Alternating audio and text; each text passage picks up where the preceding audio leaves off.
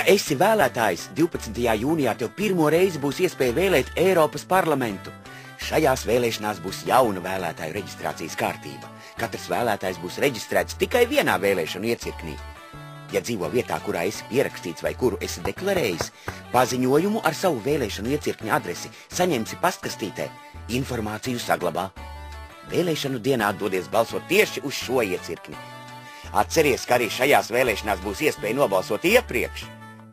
Ja nepieciešams, līdz 13. maijam vēlēšanu iecirkni var nomainīt jebkurā dzīvesvietas deklarēšanas vietā. Uzrādi pasi. Ievēro, pēc 13. maija iecirkni mainīt nevarēs. Ja paziņojumu neesi saņēmis vai tev ir citi jautājumi par vēlētāju reģistrāciju, piezvani 704 99 99.